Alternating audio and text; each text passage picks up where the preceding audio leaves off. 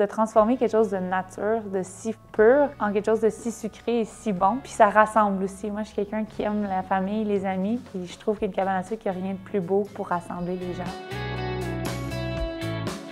Sabrina, merci de m'accueillir à ta ferme ici à Le Cabeux. Tu as une ferme super diversifiée en production. On va y revenir à toutes ces productions-ci. Mais là, tu as décidé, toi, de nommer ta ferme Bergerie Baumann Érablière. Et je mets l'accent vraiment sur érablière aujourd'hui parce que les érables ont commencé à couler dans les chaudières, dans les tubulures également.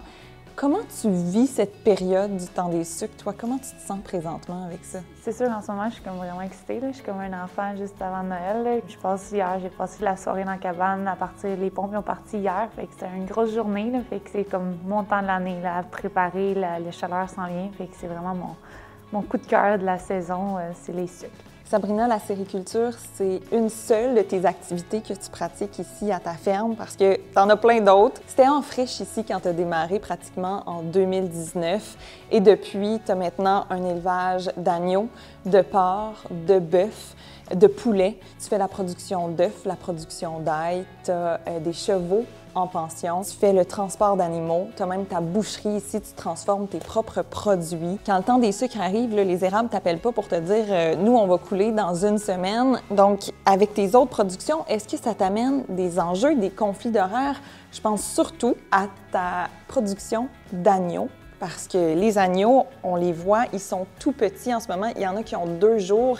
Ils naissent pas mal en même temps que le début des sucres. Oui, c'est sûr que l'agnelage, la naissance des agneaux, ça m'apporte un gros défi. La première année, j'avais tout mis en même temps. Fait que le sirop d'érable puis les naissances des agneaux étaient dans les mêmes dates. Je croyais être capable, mais j'y venais à bout de peine et misère.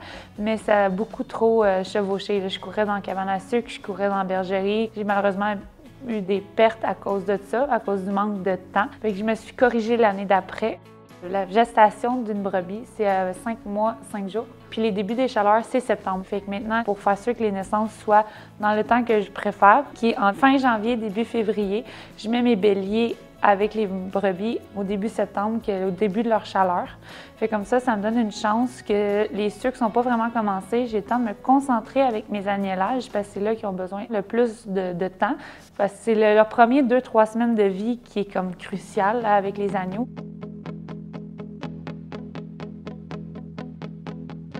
Puis aussi une chose que, comme je suis tellement reconnaissante, c'est mes voisins, mes amis, ils savent que j'ai pas vraiment le temps de manger dans ce temps-ci de l'année. Comme la ferme Saint-Lap, elle m'apporte des plats préparés en boîte. Fait que là, je me suis au micro-ondes, je survis, où j'ai beaucoup d'autres amis producteurs. Ils m'amènent des soupes ou des choses comme ça. Puis comme ça me touche vraiment beaucoup.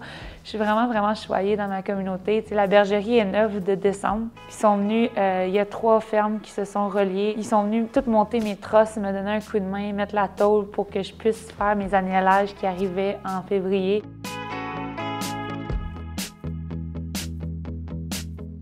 Je sais qu'à tous les lundis, j'ai mes transports d'animaux aussi. Fait que ça, les lundis, la cabane, elle tombe en mode automatique.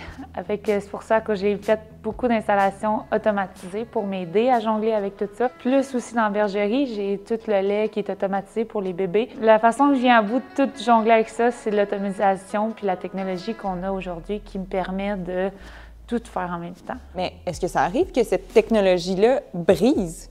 Oui, mais je suis rendue avec plusieurs casquettes. J'ai beaucoup appris, mais la technologie moi, je suis vraiment toute avec CDL dans mes équipementiers pour la cabane à sucre. Ils sont vraiment un coup de fil. Je vais juste leur envoyer un texto ou un coup de fil, puis ils sont programmés. Les machines, ils ont accès de la Beauce, parce que ça vient de la Beauce, tout cet équipement-là. Puis quand je les appelle, ils rentrent dans mon osmose intelligente, dans le fond, puis ils sont capables de me dire « OK, ça qui marche pas, on t'envoie la pièce. » Puis moi, je suis assez débrouillarde que je suis capable de changer les pièces moi-même. Ils n'ont pas besoin de descendre de la Beauce. Fait qu'avec le soutien technique puis ma débrouillardise, je viens à bout d'y arriver. Là.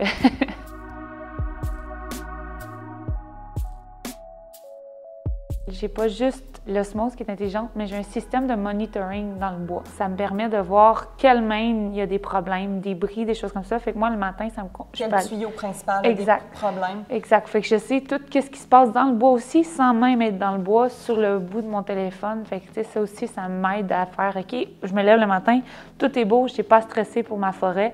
Fait que là, je vais gérer les autres situations. Mais si je vois que tout est en rouge, mais oups, là, je me concentre pour la forêt. Là. Fait que ça m'aide à tout le matin, quand je me lève, à m'enligner dans mes choses. La technologie dans laquelle tu as investi, elle va être là pour longtemps. En fait, là, en ce moment, tu as environ 3000 entailles. Oui. Tu veux aller jusqu'à combien dans les prochaines années? Là, c'est sûr, d'ici en 2026, je vais être à mon 10 000 entailles, mais j'ai eu d'autres opportunités aussi qui m'ont été offertes il n'y a pas longtemps. Fait que à suivre jusqu'où je vais m'arrêter. On m'appelle la folle du rang, hein, fait que je suis dure à arrêter. Fait que...